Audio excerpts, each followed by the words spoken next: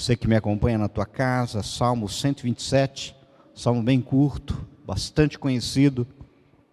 A última vez que eu falei sobre esse texto foi em 2020, praticamente uma sequência daquilo que nós falamos um pouquinho a semana passada.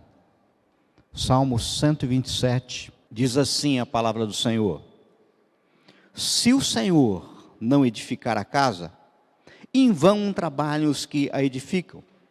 Se o Senhor não guardar a cidade, em vão vigia a sentinela. Inútil vos será levantar de madrugada, repousar tarde, comer o pão de dores, pois assim dá ele aos seus amados o sono. Eis que os filhos são herança do Senhor, e o fruto do ventre o seu galardão. Como flechas na mão do valente, assim são os filhos da mocidade. Bem-aventurado o homem que enche deles a sua aljava. Não serão confundidos, mas falarão com os seus inimigos à porta. Vamos orar? Senhor, fale ao nosso coração nessa noite, Pai. Que não saiam dos meus lábios palavras de persuasão humana, mas palavras brotadas do teu trono, Senhor, e nos transforma. Pedimos, Senhor, meu Pai, liberdade plena do teu Santo Espírito. Fale conosco, Senhor, meu Pai. Nós oramos em nome de Jesus. Amém? Esse salmo é um salmo de romanagem, é um salmo de peregrinação à volta de Jerusalém. O salmo foi escrito por Salomão, pelo que eu posso afirmar que ele é um salmo de sabedoria. Ele é por demais bonito, existem muitas preciosas lições a serem tiradas dele, de modo que poderíamos passar várias semanas, inclusive, meditando nos seus versos. No caso, fica claro à primeira vista que esse salmo tem como mensagem central a importância do Senhor em nossa vida, em detrimento de todo o nosso esforço humano, de modo que a concluir que se não for o Senhor, tanto que o salmista repete a expressão, se o Senhor, duas vezes, de modo a deixar bem claro que não adianta fazer nada em nossa própria força, em nosso próprio entendimento, pois a solução vai estar sempre no Senhor. Isso significa dizer que sem Deus nós estamos perdendo tempo, ou seja, não vai dar certo. A centralidade do Senhor é a base desse salmo. Agora é importante frisar que ele não é, digamos assim, um salmo de vadiagem, sabe, daqueles que no caso se aproveitam no verso 2, o verso 2 está escrito assim, ó, inútil vos será levantar de madrugada, repousar tarde, comer o pão que dores, pois assim dá a ele os seus amados o sono. A gente pode usar isso, muitos, para justificar a sua, digamos, passividade diante da vida. Não é isso. No caso, esse verso 2, ele só é um comparativo para ilustrar a importância de Deus em nossas vidas, como sendo o centro e a razão do nosso viver, pois nele vivemos, nos movemos e existimos. É aquilo que Lucas escreveu em Atos 17, 28. Bem, mas vamos àquilo que o Senhor quer nos falar nessa noite. Certa vez, eu ouvi uma frase do professor, filósofo e doutor em educação, Mário Sérgio Cortella, em uma palestra que falou por cerca de 90 minutos a respeito de ética. E lá ele disse assim, o mundo que vamos deixar para os nossos filhos depende dos filhos que vamos deixar para o nosso mundo. Ora, vocês poderiam me perguntar de plano, o que Salmo 127 e esta frase tem a ver? Onde você quer chegar? Eu vou dizer para vocês que tem tudo a ver, pois o Salmo 127 em questão nos aponta de uma forma bastante clara, os nossos filhos não só como herança do Senhor, mas também que como flechas da mão do valente, nas mãos do homem poderoso, da mão do guerreiro, assim são os filhos. Verso 4. Ora, querido, querida, eu não tenho dúvida de que a maior alegria dos pais é ver filhos vencedores na vida. Filhos que a gente olha assim, deu certo. Se bem que devemos tomar muito cuidado com essa expressão vencedores. Com essa expressão, por exemplo, de sucesso. E até com expressão do tipo próspero. Que são frequentemente mal interpretados. Pelo que quando utilizo a expressão aqui, vencedores, imediatamente eu tenho que alinhar esse conceito aos propósitos do Senhor. Pois como lemos, é herança dele. Os filhos são herança dele, do Senhor. Por outro lado, não há tristeza maior que ver filhos derrotados. Ou seja, não cumprindo os propósitos do Senhor. Fica claro aqui que sucesso é cumprir a vontade do Senhor. Não ter sucesso é não cumprir a vontade do Senhor. Mas como evitar isso? Essa é a pergunta de hoje. Sabe? Como se tivesse uma formulazinha? Não, mas essa é a pergunta. A Bíblia dá aos pais algumas dicas excelentes nesse Salmo 127. Ao dizer que os filhos são como flechas na mão do guerreiro ou na mão do valente. Esta é uma comparação muito rica e cheia de significados. Por exemplo, quem aqui já tentou atirar, arremessar uma flecha, sabe que não é muito fácil a gente aceitar o alvo. O mesmo se dá com os nossos filhos. Não é nada fácil vê-los atingir o alvo na vida, em especial, alvo planejado pelo Senhor. Pois, em primeiro lugar, é preciso saber qual é o alvo do Senhor. Qual é o alvo do Senhor para o teu filho? Qual é o alvo do Senhor para aqueles que são herança do Senhor? Por isso eu pergunto, pai e mãe, você sabe de fato qual é o plano do Senhor para o seu filho?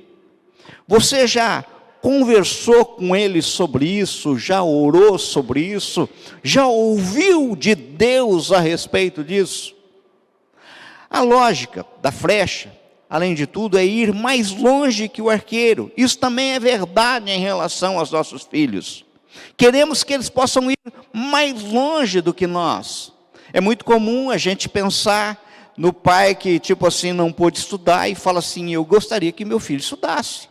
Eu queria que meu filho alcançasse mais, cursasse faculdade. Casais que pagam aluguel falam assim, eu gostaria que meu filho tivesse casa própria, sabe? Isso é planos que a gente tem concebidos como filho que tem tudo a ver com flecha. Mas entendam, como já havia apontado o pastor Franco e em tantos outros, de modo especial, como observado, tem um livro chamado Como Flechas. É um livro escrito pelo Luciano e a Kelly Subirá, sua esposa.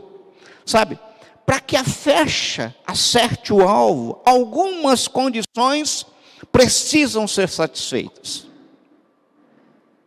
A primeira condição é que as flechas precisam estar na mão do valente. A flecha não pode estar na mão de qualquer um, como diz o texto, tem que estar na mão do guerreiro. Esta é uma das verdades mais impressionantes desse texto bíblico. O sucesso dos filhos, guardem isso, está nas mãos dos pais. Depende muito mais dos pais do que deles. E veja, não falo isso para despejar sobre você, pai, sobre você, mãe, qualquer tipo de culpa. Não é isso, longe de mim.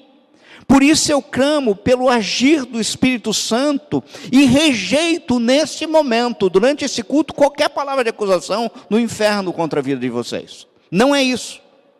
A palavra do Senhor não vem para acusar, ela vem para exortar e nos orientar. Então, retido seja qualquer acusação de Satanás contra nossas vidas nessa noite.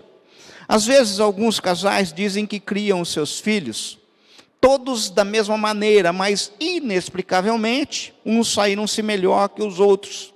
Isso não é verdade. Primeiro, ninguém consegue criar dois filhos da mesma maneira, pois cada filho é diferente. Segundo, tentar criá-los da mesma maneira também é um erro, pois assim como um guerreiro percebe a diferença entre as flechas, não são tantas iguais, e leva isso em consideração na hora que vai lançá-los, nós precisamos decifrar os nossos filhos e tratar com eles de forma diferente um do outro, personificada. Entenda, isso não é discriminação no sentido pejorativo da palavra, mas amor. Isso é levar em conta a individualidade. Os meus filhos são diferentes entre eles. Aleluia por isso. São diferentes. Terceiro, o conceito de se saíram melhor também deve abandonar o conceito social e ir de encontro ao padrão divino. Pois o melhor da sociedade muitas vezes não é o melhor de Deus. E isso tem assolado a nossa sociedade. Nós muitas vezes confundimos o que dá certo com aquilo que é certo. E tem muita coisa que dá certo, mas não é certo. Então tem muitas pessoas que ficam olhando alguns resultados e olhando o resultado à luz da sociedade. E não olhando o resultado à luz da palavra do Senhor e dos planos do Senhor. Pai, mãe, enquanto não efetivamente, independente, sabe, os filhos estão em nossas mãos e nas nossas mãos devem estar. Enquanto eles não forem independentes, nós não podemos abandoná-los à própria sorte. Devemos fazer a oração que Neemias fazia. Neemias 6:9. Ó Deus, fortalece as minhas mãos. Essa é a oração para nós, enquanto os pais, nessa noite. A segunda condição é que é indispensável que haja um alvo bem definido à frente. Pode parecer assim uma tolice dizer isso, mas a verdade é que muitas famílias não têm alvo nenhum à sua frente. As famílias vão assim, tocando a vida, numa rotina interminável. São famílias assim, sem sal, sem açúcar, sem sentido. Os pais não conversam com os filhos, não há sonhos compartilhados, não há projetos de família, não há desafios individuais. A família não é pensada como um todo. E isto é um erro bíblico e nós vamos abordar isso.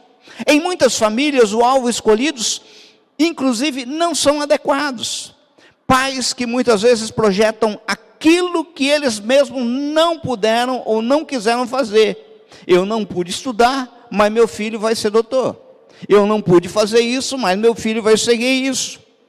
Pois, passando para os filhos alvos de vida orientados pelo materialismo, egoísmo, exibicionismo, etc., sem se ater nos planos de Deus. Quais são os planos do Senhor? Pergunta: quais alvos de vida você tem colocado à frente dos seus filhos? O que os seus filhos vão ser quando crescer? Qual é a vocação natural dele? E por fim, onde está Deus em tudo isso? A gente estuda, analisa mercado, faz as nossas conjecturas, mas quando a gente pergunta, aonde está Deus nisso? Daí, opa, quem falou isso? Aonde Deus entra nisso? Note, é claro que os testes de vocação podem nos ajudar a encaminhá-los, mas a bem da verdade, vamos ser sinceros aqui, quem mais conhece os filhos do que os próprios pais? Quem melhor para ajudá-los a perceber os seus dons naturais? Papai e mamãe, precisamos ajudar os nossos filhos a ter um alvo de vida, e que esse alvo seja nobre, que esse alvo seja digno, que leve em conta suas forças, suas fraquezas, mas acima de tudo, um alvo que os leve a Deus, que esteja de acordo com o propósito de Deus, pois não há felicidade nem futuro algum sem um relacionamento pessoal e verdadeiro com Jesus Cristo. Não pode ser só de ouvir falar. É natural que desejemos que eles sejam felizes. A gente deseja, enquanto pais, que eles sejam prósperos. maduros, úteis, mas acima de tudo precisamos que eles sejam homens e mulheres de Deus. Essa é a vitória do pai. Quando olha para a sua prole, para os seus filhos, na minha casa tem uma moça que é de Deus. Na minha casa tem um moço que é de Deus. Essa é uma orientação clara. A terceira condição que fica claro no texto é que o arqueiro precisa ter o braço forte. Para que uma flecha atinja seu alvo, é necessário que o arqueiro tenha o braço forte. Isso também se aplica aos nossos filhos. Para que eles atinjam o alvo da vida, os pais precisam ser figuras fortes, marcantes. Precisam exercer a autoridade, estabelecer limites e impor regras. Desde o começo. Quem aqui nunca ouviu aquela expressão de pequenininho que se torce o pepino? Isso é uma verdade, sabe? Isso não é pura e simplesmente uma alegoria. Você pode até pensar que eles vão te odiar por isso, mas não se engane. No fundo eles sabem que as regras e os limites são importantes. Gente, nossos jovens, nossas crianças estão ansiosos por ter limites, se sentir protegido, pois transmite-lhes segurança e os ensina a conduzir a própria vida. São como faixa de trânsito no asfalto, que limitam as movimentações do veículo, faz com que todos trafeguem em segurança. Certa vez, eu assisti pela internet um trechinho de um vídeo, que o apresentador contava sobre a postura da sua mãe. E eu achei assim, muito interessante aquilo que eu estava ouvindo. Ele dizia que certa vez ele queria ir a uma festa de carnaval. Ele tem até um sotaque bem do Nordeste, sabe? Festa do Nordeste. Ele queria ir a um carnaval, micareta, que tinha na sua cidade. E a mãe dele falou, você não vai. Ele respondeu para a mãe, mas eu até já comprei o abadá. A mãe falou, não adianta, que quem manda sou eu. Daí ele respondeu para a mãe, tem nada não, só falta 2 anos. A mãe perguntou, para quê, meu filho? O filho respondeu, para eu ter 18 anos, daí quero ver você me impedir. Daí a mãe diz, não muda nada.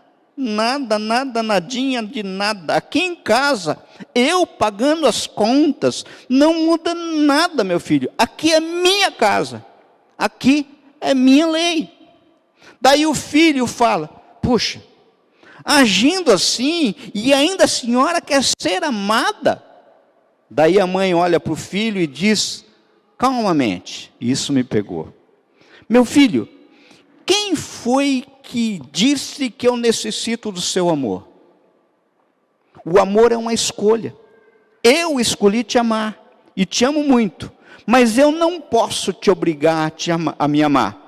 Para agora, não preciso do seu amor, mas eu não abro mão do seu respeito. Amor sem respeito não existe, sabe? Olhem para mim, entendam uma coisa. Eu só amo aquele que eu respeito. Amor sem respeito não é amor. Provérbios 23:13 diz, não retires a disciplina da criança. Existem muitos outros provérbios apontando de uma forma bem clara, que disciplina não tem nada a ver com falta de amor, ao contrário, é amor. A palavra do Senhor diz, eu disciplino a quantos amo. É o Senhor falando isso. Agora entenda, nossos filhos são seres dotados de lógica. Sabe, não basta baixar normas, impor limites como ditadores, é preciso explicar o porquê você está fazendo. Uma vez que tenham entendido, será mais fácil para eles poderem obedecer. Porém, se apesar do diálogo, os filhos insistem em serem rebeldes, os pais devem impor castigos, sabe? Pode ser algum castigo até, a gente fala assim, físico. Gente, palmadinha na bunda de criança birrenta não faz mal para ninguém, sabe? Para ninguém. Por exemplo, pode ser assim, também, não deixar de castigo. Mas atenção, eu não estou ensinando aqui, falando para você espancar. e agredir seu filho, física ou verbalmente, sabe? Entendam isso, e isso é muito bom você guardar. Existem direitos, tá? Se a gente pensar assim, criança tem direito, comida é um direito, cama é um direito, educação é um direito, casa sob seu teto é um direito. Agora existem outras coisas que não são direitos, são privilégios. Celular é um privilégio, carro é um privilégio. Nenhum pai vai ser condenado porque o quarto do filho, por exemplo, não tinha porta. Dependendo do filho que está fazendo traquinagem escondido, você tira a porta do quarto e pronto, está acabado. Você não vai ser condenado por isso. E a gente tem que entender que direito é direito, mas privilégio exige conquista. Entenda uma coisa, eles jamais ficarão magoados com um castigo justo, merecido e bem aplicado. Por outro lado, carregarão na alma para sempre a dor da injustiça e humilhação imposta por seus pais. Então, disciplina não tem a ver com humilhação, tem a ver com justiça, explicada e orientada pelo Senhor. A quarta condição que a gente destaca nesse texto é que o arqueiro precisa não só ter um braço forte, mas ele precisa também ser habilidoso. Não basta ter força, é preciso também ter habilidade. Uma flecha lançada com força, mas sem habilidade, pode atingir qualquer coisa, mas é bem possível que não alcance o alvo correto.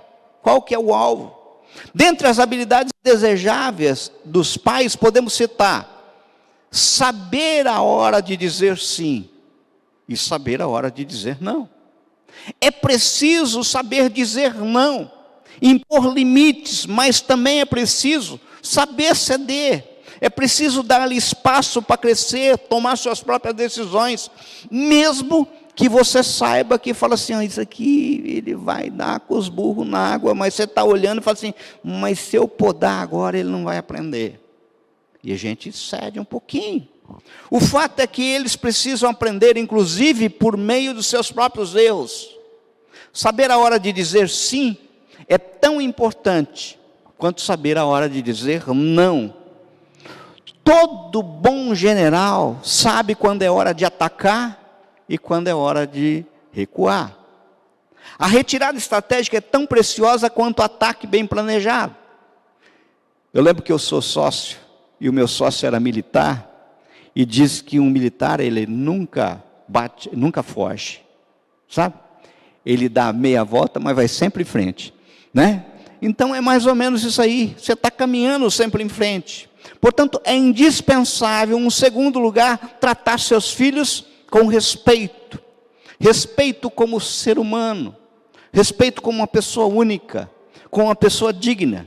A criança ou o jovem tratado com respeito aprende a respeitar os outros. Respeite as suas etapas de crescimento, com seus conflitos e necessidades. Até mesmo as formas de motivar ou corrigir muda com o tempo. Gente, a palmadinha na bunda que você dá numa criança de 6 anos, 5 anos, é diferente de você chegar num jovem de 15 anos e querer bater. É diferente as coisas. Por exemplo, um adolescente de 15 anos não se motiva do mesmo jeito de uma criança de 5. O mesmo se dá com um castigo, sabe? Em terceiro lugar, indispensável, guarde isso, preste atenção. Indispensável que nós tenhamos coerência. Ninguém gosta quando as regras do jogo são mudadas a cada instante, não é mesmo? Sabe? Você gostaria de trabalhar com um chefe que é assim? Hoje é de um jeito, amanhã é do outro, Evaldo. É assim? Não pode, não tem. Agora imagine como deve ser para os filhos quando os pais mudam e esquecem as regras que eles mesmos criaram. Parece absurdo o que eu estou falando, né? Já vi muito lugar assim. Muito lugar assim. Isso os deixa irritados, além de deixá-los confusos. Lembre-se que a Bíblia nos alerta sobre isso. Vós, pai, não irriteis os vossos filhos para que não fiquem desanimados. Em quarto lugar, indispensável, preparar os nossos filhos para a vida, sabe? Muitos pais ficam magoados quando os filhos começam a dar os seus primeiros voos sozinhos. E eu vou falar um negócio para vocês. A gente tem muito filho adolescente, marmanja dentro de casa hoje em dia, sabe? Sabe, a gente tem que entender, sabe? Tal como uma flecha, depois de lançada, nossos filhos um dia irão embora. E terão que aprender a se virar sozinhos. E a gente tem que encorajar a se tornarem independentes. E inclusive prepará-los para esse dia, treinando-os em pequenas, mas importantes tarefas do dia a dia, como por exemplo, a mulher, a moça está pensando em casar. Não estou falando que é obrigação tal qual tinha, mas ela não sabe fritar um ovo, sabe? Não sabe fritar um ovo, pensando em casar, sabe? As pessoas não sabem lavar suas roupas. As pessoas não procuram se adequar ao ambiente de trabalho, ao mercado de trabalho. Aqui nós temos uma observação importante, que inclusive me saltou aos olhos, quando eu estava lendo um texto do Luciano Subirá. Os pais podem ajudar os filhos a alcançar maturidade mais depressa, ou deixá-los acomodados e, consequentemente, tardar esse processo. Aliás, penso que a nova geração vive um grande retrocesso em relação a algumas gerações do passado. Eu e a Ana temos percebido, ao aconselhar muitos jovens casais, é que um dos maiores problemas dos casamentos da atualidade é o baixo nível de maturidade emocional dos cônjuges. Infelizmente, há um expressivo número de adultos que se comportam como crianças. Tem algumas coisas que a gente vê e fala assim, mas estão brigando por isso? Não acredito. Vejam, como alerta Luciano Subirá, há uma mudança de mentalidade e a nova geração vem desenvolvendo em relação à família. Pois hoje, quando perguntamos para alguém que possui um filho, se ele quer ter um segundo, que possui dois, se ele quer um terceiro, a resposta automática é assim, de jeito nenhum. No caso, instados a falarem por qual razão, essas pessoas vão falar assim, é porque é muito caro. O que essa conversa revela? Um pai mesquinho que não quer gastar dinheiro com os filhos? Claro que não. É justamente o oposto. A conversa revela que ele entende que existe um limite orçamentário e ele não consegue ir aumentando a quantidade de filhos. E ele não quer baixar o padrão. Contudo, também destaca algo que nos preocupa, esse tipo de mentalidade. Trata-se de uma mentalidade do novo modelo de criar família, que se distancia do modelo bíblico. E eu vou dizer isso para vocês de uma forma bem clara. No padrão apresentado nas Escrituras, o aumento dos filhos era visto como algo bom e possuía uma razão. Observe aquilo que está no verso 5. Bem-aventurado o homem que enche deles a sua aljava. Não serão confundidos, mas falarão com seus inimigos à porta. Primeiro, a palavra de Deus compara os filhos a flechas. Depois declara bem-aventurado, ou seja, feliz, o homem que enche deles, os filhos, as flechas, a sua alvarja. Qual era o motivo para tal felicidade? A razão é que os filhos se tornavam a família maior. Eles ajudavam o pai a enfrentar os inimigos à porta. Porém hoje, qual é a hesitação que os pais têm em ter filhos? É a preocupação com os custos. E o que isso revela? Que os pais modernos já não pensam no que os filhos podem fazer pela família. Eles estão preocupados somente com o que a família tem a fazer pelos filhos. E isso é complicado. Percebam, os pais da atualidade não criam filhos para ajudar a família. Dessa maneira, fortalecem inconscientemente o egoísmo. E os poupam do processo que amadurece, os quais foram testados ao longo da história. E demonstraram funcionamento muito bem, mas são descartados em nossos dias. Os filhos têm cada vez menos responsabilidades e cada vez mais privilégio. Gente, pai fazendo carnê, se apertando para comprar celular para criança de 10 anos. Como se isso fosse direito. Não é direito, é privilégio. É privilégio. O mundo, os consumidores da atualidade, não sou eu. Você não. Consumidor da atualidade é aquela patotinha que está lá dentro. Sabe? Aquela patotinha é que compra e que move tudo, sabe? Os filhos têm cada vez menos responsabilidade. Qual o resultado? Uma geração imatura que sacrifica menos pela sua família e exige constantemente seus direitos. A gente vê hoje, claramente, adolescentes de 12, 13 anos exigindo direitos. Você, pai, pode reclamar: ah, mas essa geração está cada vez mais mimada. Daí eu digo: e a culpa é de quem? Quem mimou? Quem foi que mimou?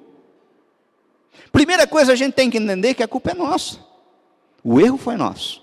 A Bíblia não mudou, é a mesma. As orientações são claras. Nós que estamos fazendo uma, digamos, releitura da palavra. O fato é que os pais reclamam e sofrem as consequências dos filhos que eles mesmos desvirtuaram. Por isso precisamos repensar o modelo de criação e a mentalidade que estamos promovendo. Que mundo eu vou deixar para o meu filho? Que tipo de filho eu vou deixar para esse mundo? A gente reclama muito do mundo. Mas os nossos filhos são coitadinhos. Sabe? Note que não me refiro a algo tão distante na história. Isso a gente tem experimentado de uma forma mais galopante, principalmente dos anos 80 para cá. Parece que perderam a mão. Veja, papai e mamãe, quando é que vocês vão entender que com o modelo atual de crianças, que poupa os filhos de tudo, das tarefas domésticas, das responsabilidades maiores, estamos criando um problema maior e nós não podemos mensurar, sabe? Tanto para a funcionalidade das famílias e esses filhos, como para suas vidas no mercado e vida espiritual. A coisa mais comum que existia, na época minha, eu não gosto de falar assim, na época minha, sabe, tá? Porque eu sou velho mesmo. Mas o que? Não tinha problema nenhuma a jovenzinha ajudar a mãe a lavar uma louça. O filho ajudar a capinar o quintal. Agora, as crianças que são criadas hoje desse dia, e se uma professora pedir para alguém deles limpar a carteira?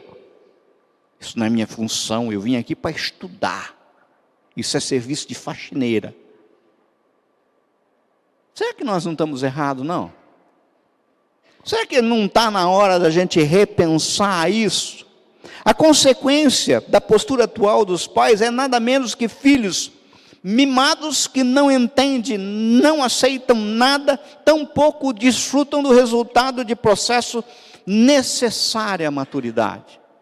Gente, a gente muitas vezes fica imaginando o seguinte: pega uma borboleta e na hora que ela estiver saindo do casulo, vai lá você e abre o casulo e vê se essa borboleta bate voo. Não tem jeito. E nós, enquanto pais, muitas vezes fazemos isso. Infelizmente, muitos, inclusive pais, só apontam aos jovens, pais cristãos, o amor de Deus, mas não destacam a justiça do Senhor. E com isso temos cada vez mais uma população de crentes mimadinhos que acham que não importa o que fizeram, o que importa é que Deus os ama. E daí, nós não aplicamos a base do Evangelho, que não existe Evangelho sem arrependimento. Sem arrependimento não há Evangelho. Evangelho cor-de-rosa, de eu pregar aqui e falar assim, Deus ama você incondicionalmente, isso é lorota. Isso não está na base bíblica. Não existe isso. Sabe, o que mais vejo hoje são pais que colocam os filhos no arco, mas na hora de soltar, como não conseguiram terminar a tarefa de preparação, porque atrasaram as lições, não soltam. Pretendem conduzir a sua mão à flecha, para ver se vai dar certo. Pois se fosse para você entender bem, sabe? Então não teria necessidade de colocar ali filhos como flecha. Filhos seriam como espada, porque espada é que não solta na mão. Mas o filho é flecha. Eu preparo e solto. Daí sabe o que nós percebemos? Um verdadeiro descompasso. Isso é claro. Quando os filhos atingem a chamada maturidade sexual e afloram os desejos, né? Os hormônios, que parecem demônios, hormônio não se converte, como diz o Cláudio Duarte, né? Então, quando as coisas atropelam, daí você pai, você mãe, é que vai ter que dar conta, porque seu filho e sua filha, já casada, é uma criança, que sequer possui independência emocional, que dirá financeira. E daí aquilo que está apontado lá em Gênesis 2, 24, por isso deixará o homem, pai e mãe, se unirá a sua mulher, tornando os dois uma só carne. E foi ratificado isso pelo próprio Senhor Jesus em Mateus 19, 5, Marcos 10, 7, 8. Não pode ser vivido integralmente. Sabe por quê? Deixar de que jeito se o filho ou filha não estão prontos? Não conseguem andar com as próprias pernas. Sabe? Daí nós vemos casamentos em que o marido não sabe ser marido e a esposa não sabe ser esposa, porque ambos continuam sendo filhinhos do papai, não são flechas, e os pais o talharam para ser constantes espadas na mão do guerreiro, tá? A quinta condição que a gente tem que destacar nesse texto é que a flecha precisa ser reta. Nossos filhos também precisam de retidão de caráter, de ética, de moral. Você já experimentou tentar lançar uma flecha torta no arco? Não vai dar certo. Perceba, eu estou falando de uma ética mais profunda, intrínseca, própria do ser, que precisa estar incutido nas cabeças das nossas crianças, dos nossos jovens. Daquele tipo de caráter que jamais permitirá, por exemplo, lesar o próximo, trair o cônjuge, quer estar sendo observado ou não. Coisa que tem que ficar claro.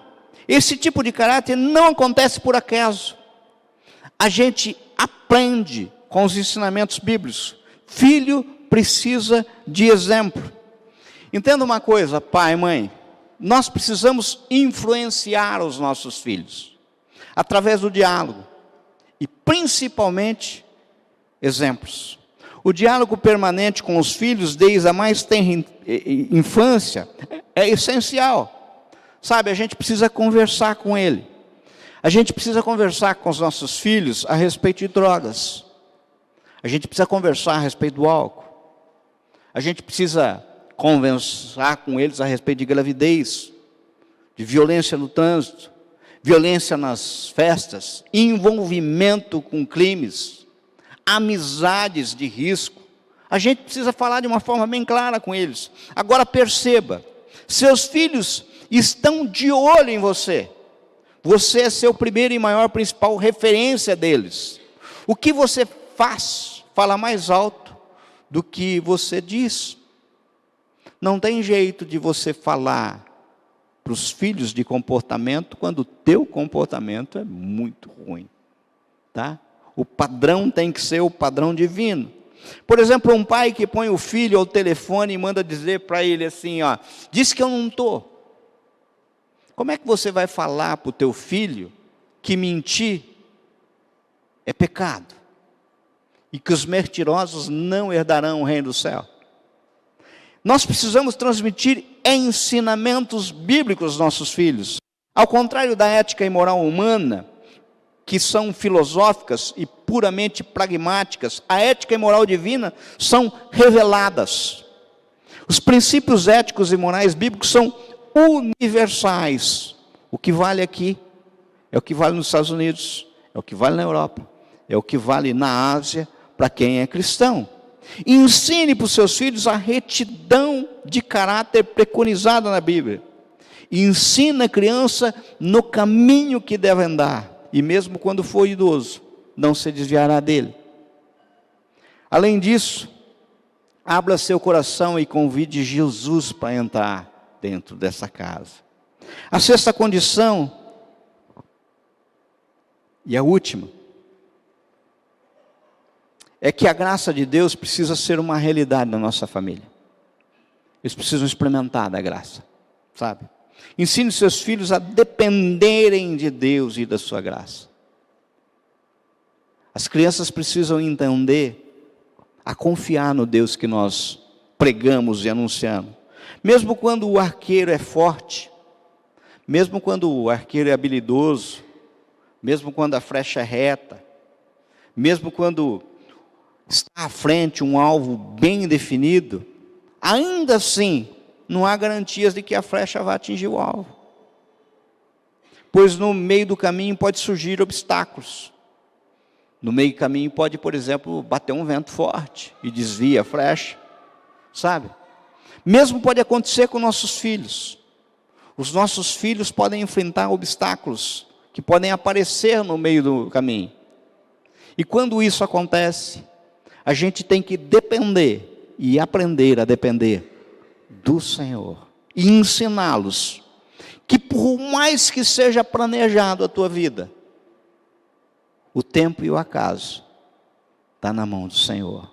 E nós precisamos aprender a depender do Senhor. Não podemos contar com a sorte no que diz respeito aos nossos filhos, pois sorte pode falhar, sabe? Temos que contar com a graça de Deus. Deus nunca falha. Eu vou concluir. A graça de Deus redime. A graça de Deus liberta, restaura, aperfeiçoa. A gente pode cumprir todos esses pontos que eu falei, mas quer iniciar isso bem? Inicie dependendo da graça do Senhor.